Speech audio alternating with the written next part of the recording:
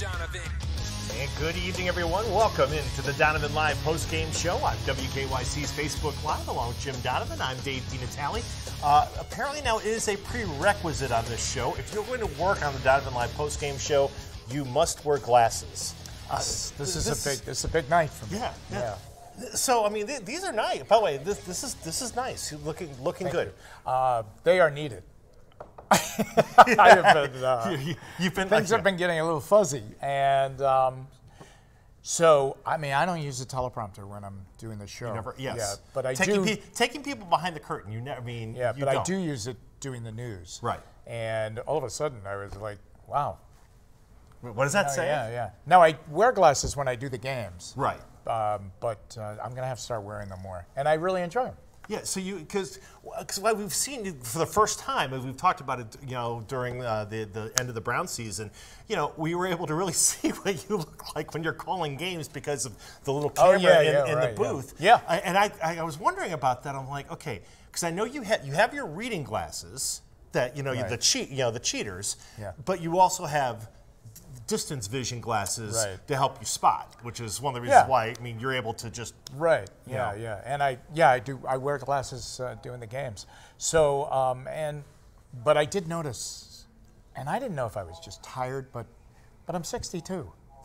So I'll be 63 in July, so it's time. You've never had contact lenses? No, always glass. Yeah, usually I have contacts. Since I've had the concussion, I've been wearing the glasses more, and I would have loved to have gone as long as you have without really needing glasses. I'm impressed. It's like you've got fighter pilot eyes, I don't know about that. But they're better tonight. Yes. As we look at things now, you during the show tonight on Donovan Live, you checked in with our buddy Ben Axelrod down in Arizona. Lo and behold, I can't believe how fast spring training is going. Yeah. We're 2 weeks here from the home opener. We're like 10 days, I think, from the start of the regular season. A week from Thursday. We're ready to get this thing launched here pretty quickly. And I thought today, Ken Rosenthal in The Athletic, who also you see him on Fox Sports and MLB, he wrote, I thought, a really good opinion piece saying, hey, look, the Indians are trying to break a 70-year winless World Series drought. They haven't won the World Series since '48, so now we're on 71 years. In this offseason, there has been very little sense of urgency by the Indians in terms of going to get pieces that you think they would need to try to compete for a championship. They've kept the starting rotation intact, but the gist of it, Jimmy, is that, and I think some fans have been talking about this too, why we see the Cleveland Browns doing what they're doing out there. The Indians have it feels like they've kind of taken a gear back a little bit. And maybe it's part of a larger plan that we haven't seen yet, but what have been your thoughts here as you kind of seen how this winter has come and almost gone here for the Tribe? Well, I think this winter is a product of two disappointing falls. The last two falls have been very disappointing. They went all in and put together a big-time team, and they spent a lot of money, and they gave Kluber a big contract. Encarnacion came here and was making $20 million bucks, and they gave Brantley the money last year with an iffy diagnosis as to how much he's going to be able to play and how effective he would be playing. Yonder Alonso came here. It was all in place, and there are two very disappointing falls. Let's face it, it's nice to be in the postseason, but not at their payroll level to get bounced out of the playoffs in the first round. And I understand the first year was against the Yankees, but you're up 2-0 in that series. You should have been able to win one more game and close that thing out. And then last year really overmatched in the series against Houston. So I think that it's a consideration of what do we do best. We have starting pitching. All right, well, we still have that. What's hurting us? Well, the disappointment is offensively. We spent a lot of money and we didn't get any return on it when it counted. And, they won the division by 13 games last year. They were never pushed in the division. Everybody knew their definition, the defining thing for them would be how would they play in October, and they bummed out. They went right out in 3 games. And so I think they've pulled back. I think they've said, we still have the pitching. We'll hang with that. We'll see how we do. And, you know, they'll probably play it by ear. And by ear, I mean this. I think July's a big month because they'll have the All-Star game and they'll have the trade deadline. And they'll decide at that point, do we buy or, dare I say, do we sell? Do we sell? And just finishing on the Rosenthal thought, the idea is that the window of opportunity, because let's be honest, the Indians aren't the Yankees, they're not the Red Sox, they're not the Dodgers or the Cubs, where you have basically an endless billion-dollar owner-inspired payroll every year. We obviously don't have that here with the Indians in Cleveland. And you just get this feeling that the window, because of, you know, guys like Lindor, age will start to creep up on the pitchers. Guys like Bauer will be able to test free agency at some point soon. That the window of opportunity to even win the division and put yourself in a position to get deep into the playoffs like they did in 2016, well, that might be ending too. Yeah, I think so. I mean, I think, you know, the other thing, Dino, is that this isn't just specific to the Indians. I mean, you take a look at the free agency spending or the lack thereof this baseball offseason, and it's rampant. I mean, the New York Giants have a very, very serious case of buyer's remorse with Giancarlo Stanton. For the amount of money that they gave him and the investment they put into that product, he did not give them what they thought that they were going to get, and likewise in the playoffs, he just, again, didn't do it in the postseason. Now, there really was no history of him in postseason baseball because he was down in Miami with the Marlins, but still, you know, the 50 and close to 60 home runs, there wasn't a whisper of that in the series against the Red Sox. So you come to this offseason, and I mean, normally you would say, well, the Yankees, they will get both Bryce Harper and they'll get Manny Machado, and they didn't get either one of them. And nor were they really in the running for either one of them. I mean, the White Sox were more in the running, especially for Machado, than the Yankees were. So I think it's really gone around baseball where they go, hey, listen, you know, I mean, I'm surprised those guys got $300 million plus contracts, but it took a while to get it.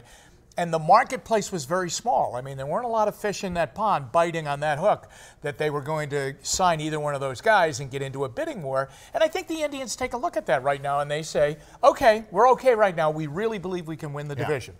Minnesota's getting better. Chicago could be surprising. But, you know, you brought up those teams, and even the Cubs came out this offseason and said, we don't have any more money. You know, their owner came out and said, we don't have any more money. So I think it's league-wide, but definitely the Indians in a very, very tricky market. And here's the other thing.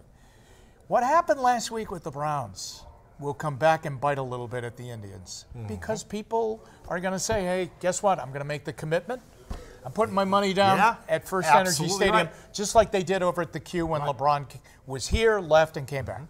That's where I think we're at. Because it's interesting, you know, as everything was happening last Tuesday, and you know, we were on doing this show when the Beckham news came out, and as we were wrapping up, I was talking to people over at the Browns ticket office like at 11:30 on that Tuesday night, and they were still taking phone calls from people wanting ticket information, and you know, you only have X number of season ticket packages available, and then, you know, the individuals haven't even gone on sale yet. So getting tickets is a challenge. It was getting somebody on the phone and then being able to get a ticket package. But people were more interested, I think, like you said now, I mean, they want to be where the action is, and the action's down at First Energy Stadium, not at Progressive Field right now. Well, that's where it's anticipated. You're right. And, of course, we'll have to see how this goes from paper to the playing field, but it looks good in the Browns situation. But I think that the Indians are dealing right now with a quiet offseason, nothing to really get excited about. In fact, I mean, you know,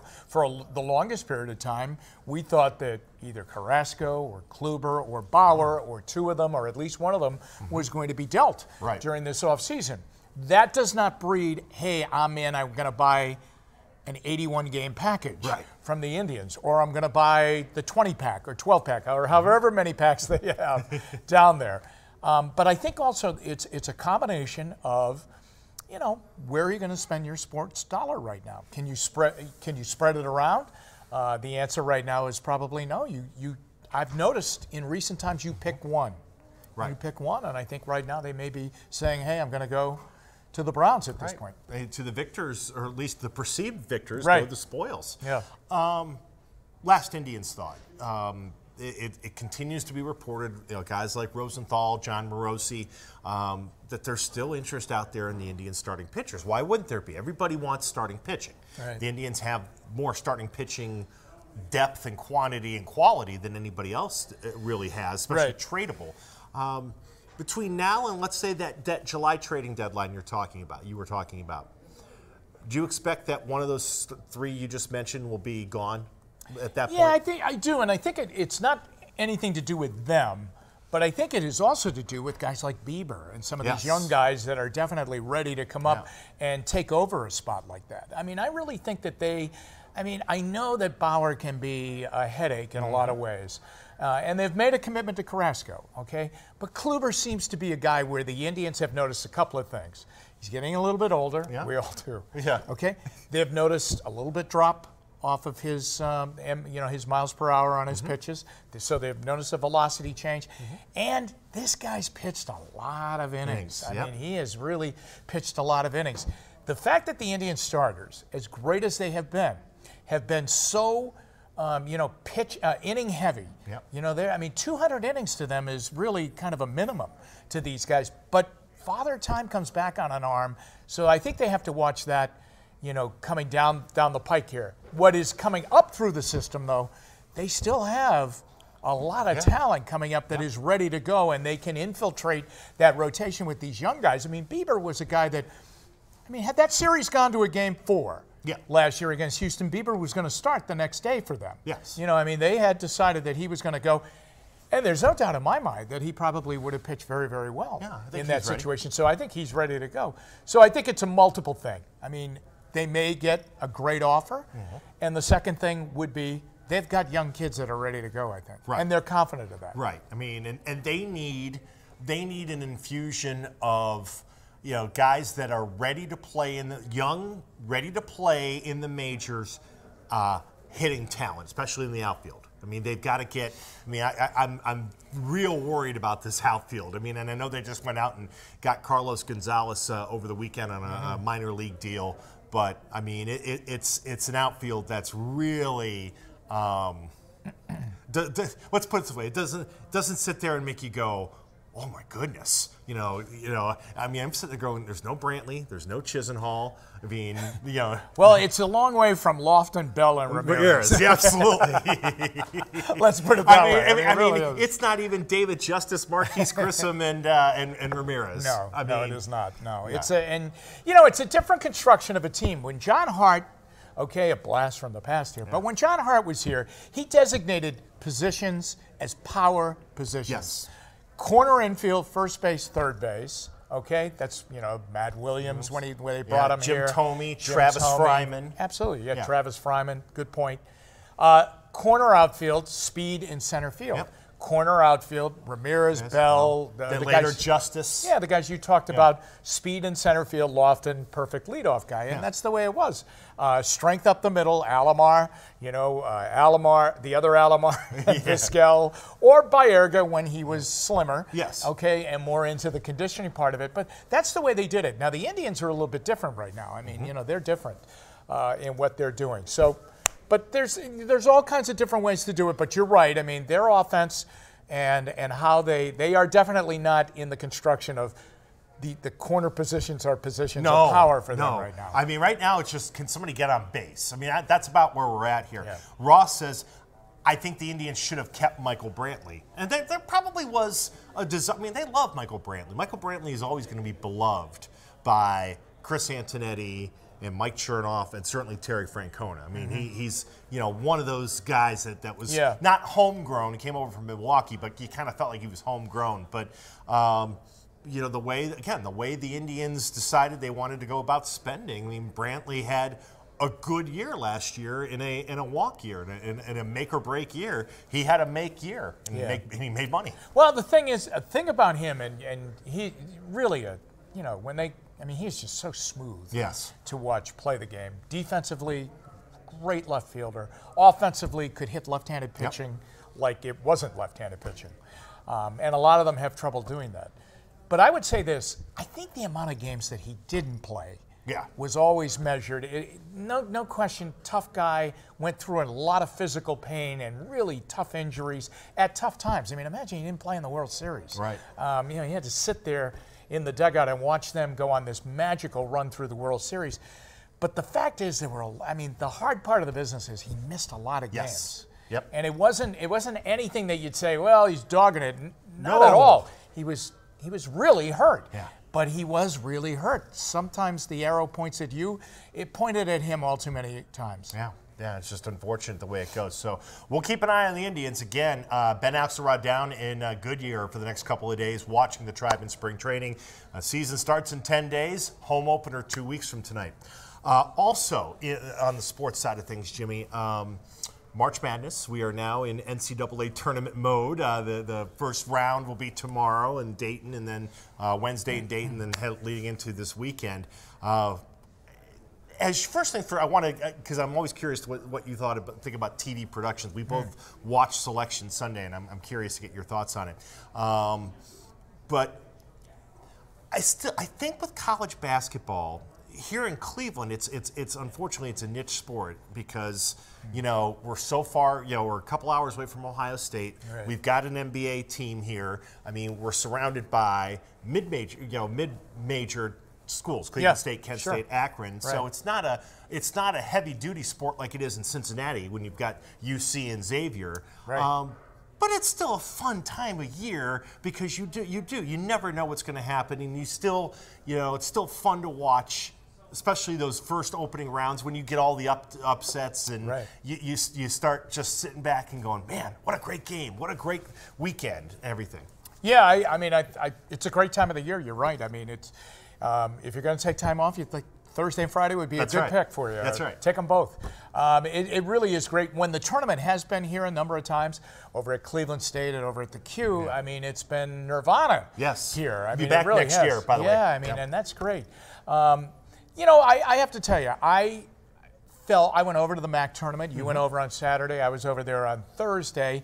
And I enjoyed a great deal. Loved the bands being there, to hear that arena have pep bands in there and things like that, and it's great. But the emptiness of the arena is troubling to me, and I get it. Now, you hit the tournament, the MAC tournament this year, with Akron and Kent State, both not having their strongest teams, although Kent won 22 games, I think, on the year. But Akron's still trying to get themselves righted after Keith Dambrot moved on to Duquesne. It's a tough. I feel bad when I see arenas empty. Yes. And no matter which way you look at it, and you can paint it any kind of way you want, there are a lot of empty seats. Yes. Over there, and you wonder if maybe would it be better at a home court situation? I mean, would it be better in a smaller venue? I mean, is it big for? What is the selling point other than the headquarters are now here versus when they were in Toledo? But do the players think about it that I'm playing in an NBA arena? Is it that important that you sacrifice atmosphere? It's interesting because that's I think what we're up to. Because I used to call MAC tournament games as a college student in the 90s when they played at the Columbus Convention Center, Battelle Hall in Columbus, and then played at the Seagate Convention Center in Toledo. And they played on this NBA All-Star game floor. They got the court, the old court from the NBA from when the All-Star game was in Minnesota. And they would play the MAC tournament on that floor up at one of these convention centers. I got to tell you, because it was smaller, it was more intimate, it felt more like being on campus. I mean, even though you're sitting there going, this isn't an arena, it doesn't matter. It's the crowd's on top of it, and it feels more like a college environment. At the Q, even if you close off the top curtain, and it's basically just the lower bowl and the sides and the club seats, unless you fill it up, and that's usually only if Akron and Kent are playing. There's a void there, and it's not like an NBA. It's in an NBA arena, but it's not like an NBA sound. Yeah, I think so. I mean, I know a couple of years ago when Kent upset Akron in the championship game, they had a great crowd. I remember when I think Buffalo knocked off Akron in a heartbreaker. Unfortunately, you know, Keith Dambrod had heartbreakers over there more than he had victories over there. But, you know, you're right. When they would get to the championship game, I remember when Antonio Gates was playing for Kent State. I mean, they had big crowds in there for the Saturday game.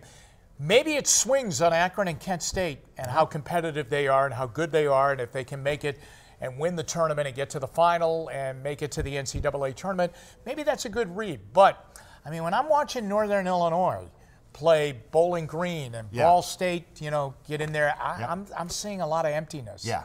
You know, I really am. And to me, that's sad. I have to tell you, I think an empty stadium, when the Indians play here in April and they play those, what is it, 6 o'clock games? Yeah. Okay? Yeah. Because of the cold weather, you know, you have to take a step back and say, well, it's April, but I hate seeing a place empty. Me too. And when the Browns games, you know, in December, pre-Baker Mayfield, when they're out of it in December and the place would be a lot of orange seats, not filled, to me that's a little depressing. Yeah, and that's why I'm always a big advocate of having the state high school football championships in Canton at Tom Benson Stadium as opposed to down in Columbus at the Horseshoe, you know, where you're playing, you know, 10,000 people watching in a 110,000 seat stadium. Right. I mean, it's just, you have so many empty seats. It's so cavernous without all the crowds. Well, I'll tell you, to build on that point, last year when they played that Thursday night state championship game between Hoban and Massillon, that's what it's all about.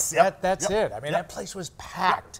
And that's what it was all about. That's great. I mean, that's a great site. It's an incredible atmosphere, and it's what that level of game deserves. Yeah, it really is. Yeah, I hope they figure out what to do.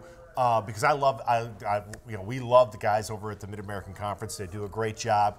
They've always been real supportive of us here at Channel 3, and I want the best for them. But I get worried, though, when you go to tournaments and you know, if Akron and Kent aren't a factor, you know, I get nervous. Right. And so you hope for the best. What did you think about the tournament draw yesterday? You get 3 ACC teams in plus Gonzaga.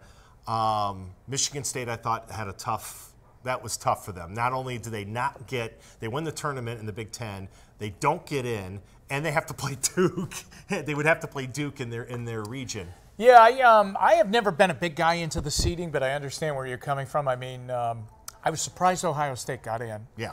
But they did, and good luck to them. The Big Ten, though they didn't get the seeding they wanted, they did get the number of teams. I mean, they had more than really anybody else. So the Big Ten played well there. It's fascinating. I can't wait for it to start to identify what the darling team is going to be this year. And that's always fascinating to me. I mean, last year was Loyola of Chicago that went all the way to the Final Four, and that was an amazing story. So that will be great to see. I thought the selection show was better. Yeah, what did you think about the here's the thing I think that was good about it. Number one, they didn't dumb it down, but they just made it right. The guys that were doing it do college basketball all year. I mean, Clark Kellogg is college basketball. Seth Davis is a great writer, and and he's a college basketball, know-all. And, Greg Gumbel does a great job, and he'll be the key studio guy throughout the year. I think when you bring Barkley, Kenny Smith, Ernie Johnson, who do an amazing job with the NBA best on TNT. Best studio show out there in the NBA. Yeah, but that's not their, the college game is not their expertise. I mean, so, I thought they recovered after they've had a couple of bad shows in previous years, and they had a horrible show last year. But they brought it down to, here's the selection, here are the brackets, a couple of great shots from on campus when those teams get the word of that they're in and where they're going to go and who they're going to play. I thought they handled it the right way. Yeah. I think they really did it proud yesterday. And I thought that when I was looking at the brackets, the Vermont Catamounts, I'm going to keep an eye on them. They got I think they got Florida State in the first round. That'd be a tough draw. But I thought, like, that's a Jim Donovan team right there. The voice of the Catamounts. I know you were. The voice of the Catamounts when they used to get. I watched them Saturday morning. They were in their conference championship game at the Patrick Gymnasium, which is on the campus of the University of Vermont. And it's really like an enlarged high school gymnasium. That's what I'm talking. That's an atmosphere. Okay, I can imagine. That's an atmosphere. Yeah. So they played UMBC, the University of Maryland, Baltimore County, which was one of the sweetheart teams last year. they went in last year and beat Vermont at the Patrick Gymnasium. When I did the Vermont games, there were 30 people at the games. They were terrible. Okay, it was a hockey school. Now they've become a great. I mean, that's a great program. That's great basketball. Yeah, it's a great program. But now I watched that game Saturday morning. It tipped off at like 11 o'clock, and they won. And that was atmosphere. Yes. It was a great atmosphere in there. It was great to see them. I can't believe where they are. Yeah. Bruno we'll wrap it up with a Browns thought. He goes, I am so excited to watch the Browns win the Super Bowl this year. we are too. I mean, if you already know the score, what's going to happen, let us know, please. Now, he wanted to know if we're going to add Earl Thomas. No, Earl Thomas is on his way to the Ravens. But here's the other thing about Earl Thomas, okay? He's 30 years old. Yes. Okay? He's had 2 broken legs. Yes. All right? He had a broken leg last year. But here's the football part of that. He plays the same position as Demarius Randall. And they already have Randall. So they need a different kind of safety. Yes. You know what I mean? So, I mean, they have a free safety. They need a strong safety. They need a strong safety. So they need an in-the-box safety. Yeah. Now, is that Eric Berry? Or is he more of a free? He's more of a free. Yeah, he's more of a free safety too. Yeah. So I mean, they have Derek Kindred. You know, I would think if there's a safety out there right now in free agency, I would think that John Dorsey can get a deal to get that done. But if there isn't, then I'm sure he's going to draft. Yep. I mean, that would be the arrow that I would look towards them doing. That's in that second, probably possibly as early as that second round pick. Yeah. All right. Well, that will do it for tonight. We'll be back with you tomorrow for another edition of the Donovan Live Postgame Show. For Jimmy, I'm Dino on the Donovan Live Postgame Show right here on WKYC's Facebook Live.